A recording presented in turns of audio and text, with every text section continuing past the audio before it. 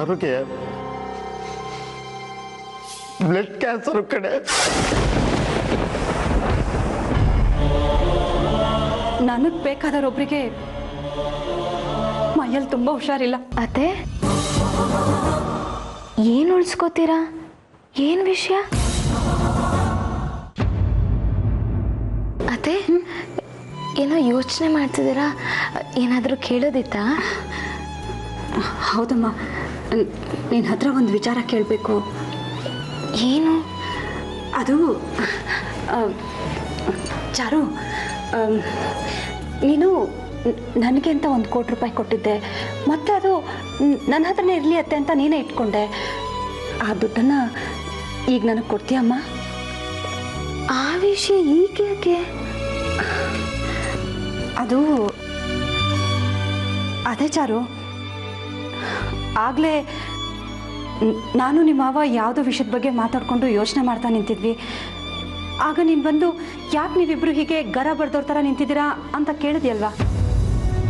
ಹೌದು, ಕೇಳಿದ್ದೆ. ಆಗ ನಿಮ್ಮ ಮಾವ ಏನು ಹೇಳಿದ್ರು ಹೇಳು? ಅದೇನೋ ಊರು ತೋಟ ಅದ್ರ ಬಗ್ಗೆ ಯೋಚನೆ ಮಾಡ್ತಿದ್ದೀವಿ ಅಂತ ಹೇಳಿದ್ರು.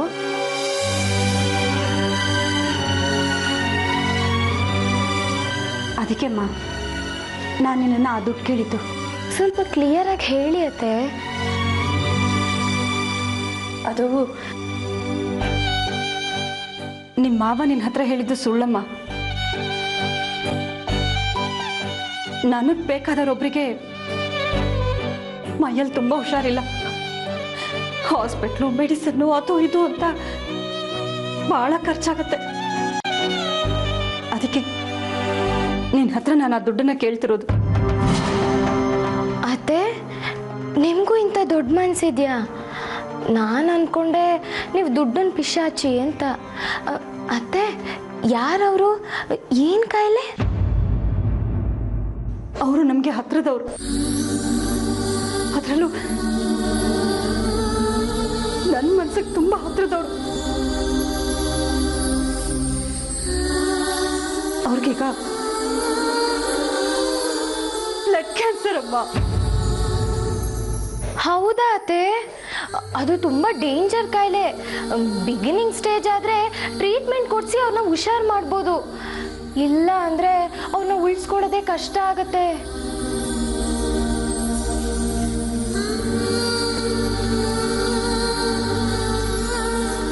ಹೌದಮ್ಮ,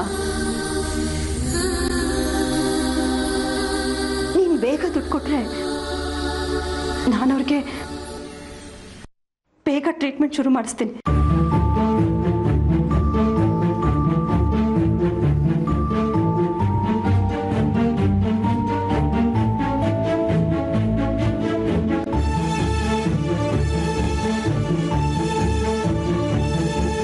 ಯಾಕೆ ಚಾರು, ನನ್ನ ಮಾತಿನ ಮೇಲೆ ನಿನಗೆ ನಂಬಿಕೆ ಇಲ್ವಾ? ಸರಿ ಬಿಡು, ನಾನು ಈಗಲೇ ಅವ್ರಿಗೆ ಫೋನ್ ಮಾಡಿ ಲೌಡ್ ಸ್ಪೀಕರ್ಗೆ ಹಾಕ್ತೀನಿ. ನಾನು ಮಾತಾಡೋದನ್ನ ನೀನು ಕೇಳಿಸ್ಕೊಳ್ಳುವಂತೆ. ಮೊಬೈಲ್ ಕೊಡು.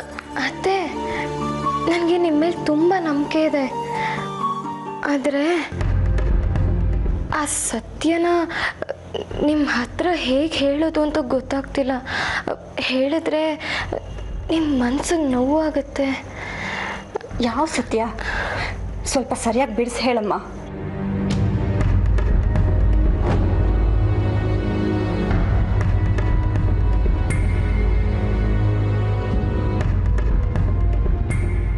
ಅತ್ತೆ, ದಯವಿಟ್ಟು ನನಗೆ ಕ್ಷಮಿಸ್ಬಿಡಿ.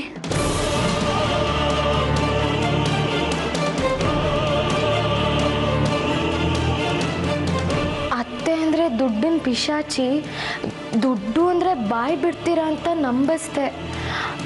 ಆದರೆ ಅದು ಒರಿಜಿನಲ್ ನೋಟ್ ಅಲ್ಲ, ಡೂಪ್ಲಿಕೇಟು.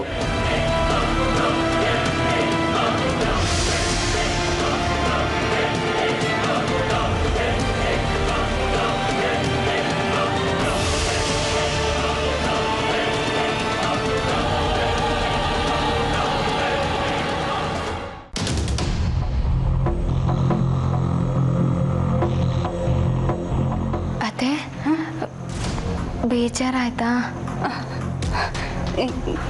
ಇಲ್ಲಮ್ಮ, ಬೇಜಾರೇನೂ ಇಲ್ಲ, ಹೋಗ್ಲಿ ಬಿಡು. ಅತ್ತೆ, ನನಗೊಂದು ಗ್ಲಾಸ್ ಕಾಫಿ ತಂದು ಕೊಡ್ತೀರಾ? ಹಾಂ, ಈಗಲೇ ತರ್ತೀನಿ.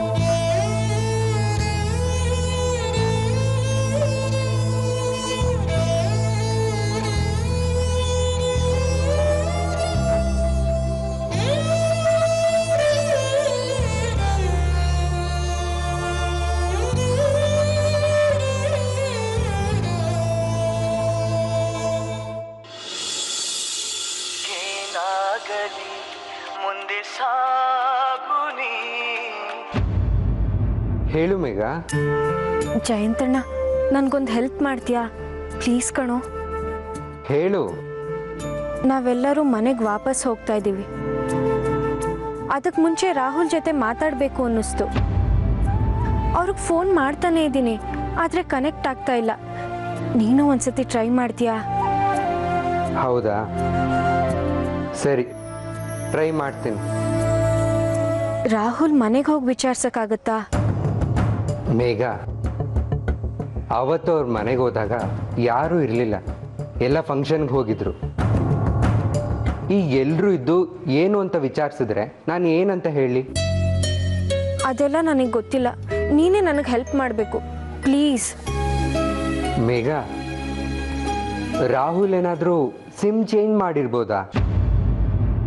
ಅದೇನೋ ಗೊತ್ತಿಲ್ಲ ಜಯಂತಣ್ಣ, ನೀನು ಅಲ್ಲಿ ಹೋಗೇ ವಿಚಾರಿಸ್ಬೇಕು. ಸರಿ ಮೇಘ, ನಾನು ವಿಚಾರಿಸ್ತೀನಿ ಬಿಡು. ಸರಿ.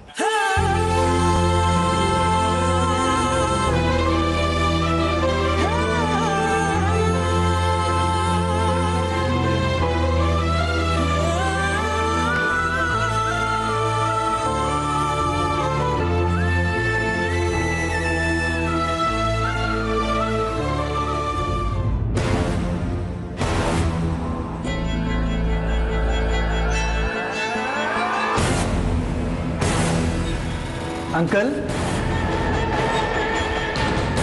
ಇವತ್ತಿಗೆ 3ನೇ ದಿನ. ಏನು ವಿಷಯ? ಮದುವೆ, ನಿಶ್ಚಿತಾರ್ಥ ಏನು ಮಾತಾಡ್ತಾನೆ ಇಲ್ಲ ನೀವು? ಹೀಗೆ ಫುಲ್ ಸೈಲೆಂಟ್ ಆದರೆ ಹೇಗೆ?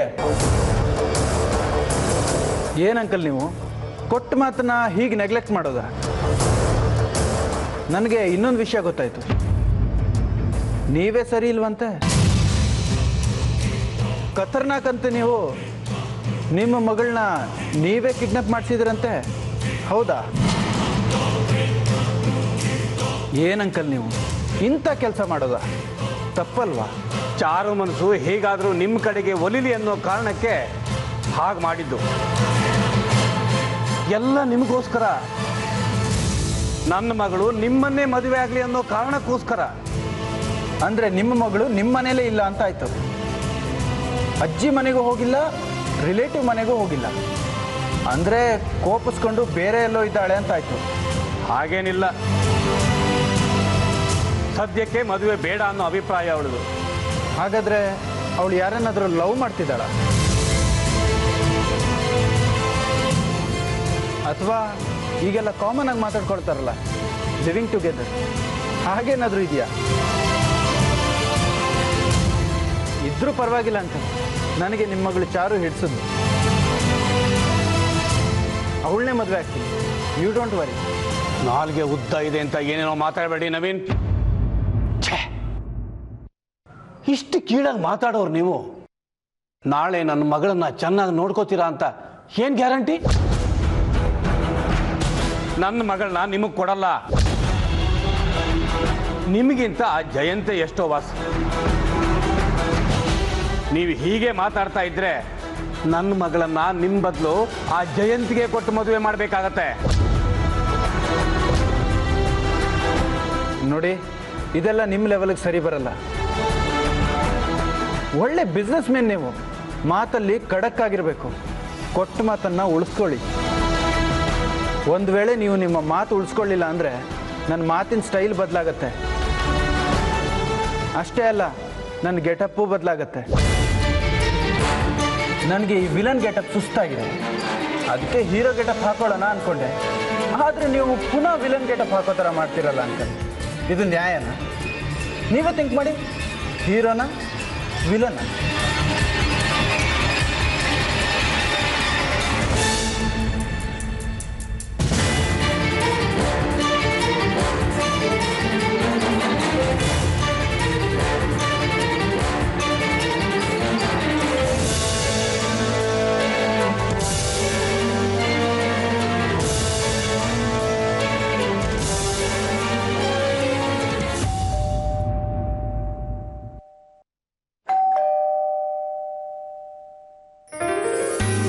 ಬಾವಾ, ಈಗ ನೋಡಿ, ಈ ಮನೆಗೊಂದು ಕಳೆ ಬಂತು, ಬಲನೂ ಬಂತು. ಬನ್ನಿ ಒಳಗೆ ನಡಿ ಬಮ್ಮ.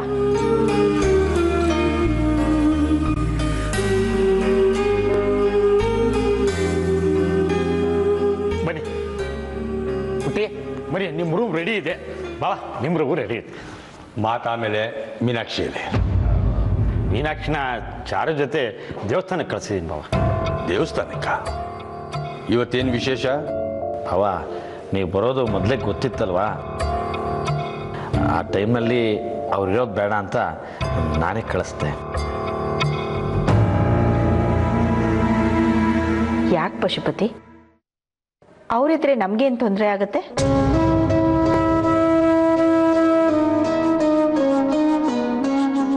ಅಲ್ಲಯ್ಯ, ನಾವು ಬರೋದು ಗೊತ್ತಿತ್ತು ಅಂತ್ಯ, ಅವ್ರನ್ನ ದೇವಸ್ಥಾನಕ್ಕೆ ಕಳಿಸಿದ್ದೀನಿ ಅಂತ್ಯ. ಏನು ಅರ್ಥ ಆಗ್ತಿಲ್ವಲ್ಲ? ಭಾವ, ಒಂದು ಮುಖ್ಯವಾದ ವಿಚಾರ ಮಾತಾಡಬೇಕಿತ್ತು.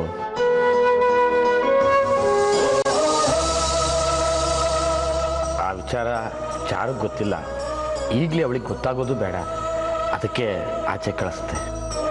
ಇಂಪಾರ್ಟೆಂಟ್ ವಿಷಯನ? ಅದು ಚಾರು ಮನೇಲಿದ್ದರೆ ಆ ವಿಷಯನ ನಿಮ್ಮ ಹತ್ರ ಮಾತಾಡೋಕ್ಕಾಗಲ್ಲ ಅಂತ.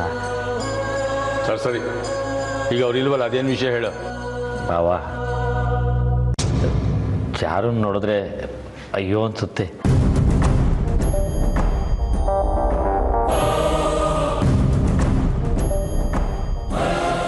ಈ ಚಿಕ್ಕ ವಯಸ್ಸಲ್ಲಿ ಅವಳಿಗೆ ಹೀಗಾಗಬಾರ್ದಾಗಿತ್ತು.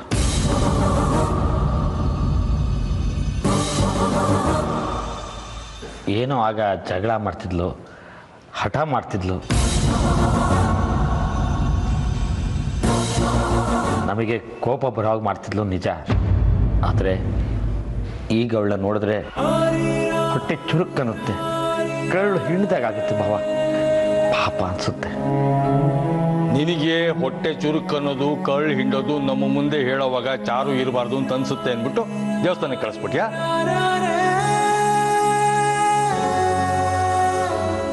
ಅಲ್ಲ ಪಶುಪತಿ, ನಾವು ಮನೇಲಿ ಇಲ್ದೇ ಇರೋ ಟೈಮಲ್ಲಿ ನಿನ್ನ ಮನಸ್ಸು ಇಷ್ಟೆಲ್ಲ ಬದಲಾಯ್ತಾ? ಇಲ್ಲ ಬಾವ, ಚಾರು ಸ್ಥಿತಿಗೆ ಮರುಕ ಪಡ್ತಾ ಇದ್ದೀನಿ. ಅಲ್ಲಯ್ಯ, ಅವಳನ್ನು ನೋಡಿದ್ರೆ ಅಯ್ಯೋ ಅನ್ಸುತ್ತೆ ಅಂತೀಯ. ಹೊಟ್ಟೆ ಚುರುಕು ಅನ್ಸುತ್ತೆ ಅಂತೀಯ. ಅದು ಏನು ವಿಷಯ ವಿವರಿಸಿ ಹೇಳಬಾರ್ದಾ? ಮೊನ್ನೆ ಚಾರು ತಲೆ ಸುತ್ತ ಬಂದು ಬಿದ್ದುಬಿಟ್ಲು.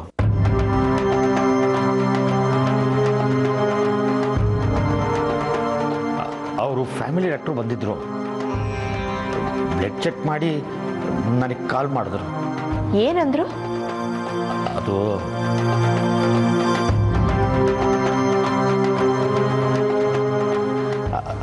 ಅದು ಪಶುಪತಿ, ವಿಷಯ ಹೇಳಕ್ಕೆ ಇಷ್ಟೊಂದು ಟೆನ್ಷನ್ ಮಾಡ್ಕೊಂಡ್ರೆ ಹೇಗಯ್ಯ?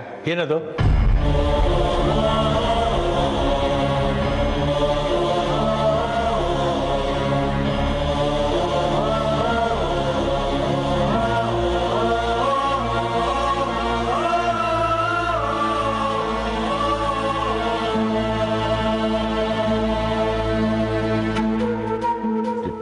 ಚಾರುಗೆ ಬ್ಲಡ್ ಕ್ಯಾನ್ಸರ್ ಅಂತೆ.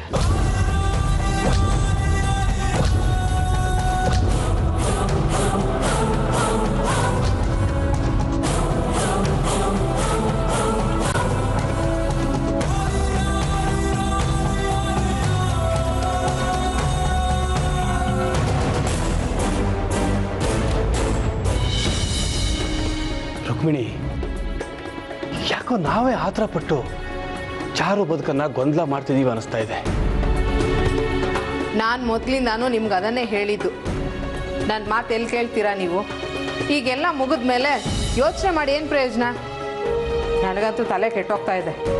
ಸದ್ಯ ಮದುವೆ ಮಾಡಿಕೊಡ್ಲಿಲ್ವಲ್ಲ, ಅದಕ್ಕಾದ್ರೂ ಸಮಾಧಾನ ಪಟ್ಕೊಳ್ಳೋಣ. ಒಂದ್ ವೇಳೆ ಮದುವೆ ಆದ್ಮೇಲೆ ಅವನು ಹೀಗೆ ಅಂತ ಗೊತ್ತಾಗಿದ್ದಿದ್ರೆ? ಮದುವೆ ಆಗೋಕೆ ಮುಂಚೆ ಅವನ್ನ ಕರ್ಕೊಂಡು ಬಂದು ಮನೇಲಿ ಇಟ್ಕೊಂಡಿದ್ದು ತಪ್ಪಲ್ವಾ? ಸರಿ, ಈಗ ಆಗಿದ್ದು ಆಗೋಗಿದೆ. ಅದ್ರ ಬಗ್ಗೆ ಯೋಚನೆ ಮಾಡಿ ಏನೂ ಪ್ರಯೋಜನ ಇಲ್ಲ. ಮುಂದಕ್ಕೆ ಏನು ಮಾಡ್ಬೇಕು ಅನ್ನೋದನ್ನು ಯೋಚನೆ ಮಾಡಿ. ವಿಶ್ವನಾಥ್ ಒಳ್ಳೆ ಮನುಷ್ಯ. ಸುಮ್ಮನೆ ನಾವೇ ಅವ್ರ ಮೇಲೆ ರೇಗ್ತಾ ಇದ್ವಿ. ಆ ಜಯಂತನ ಒಳ್ಳೆ ಹುಡುಗನೇ,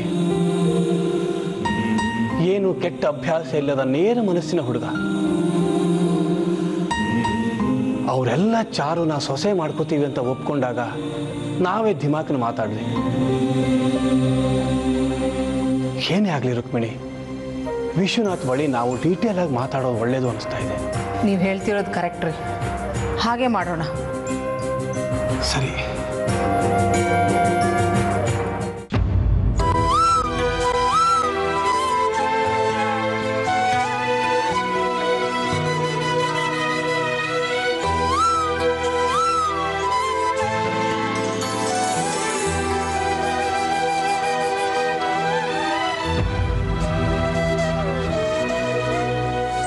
ಬಾವ, ಚಾರು ಬಂದ್ಲು.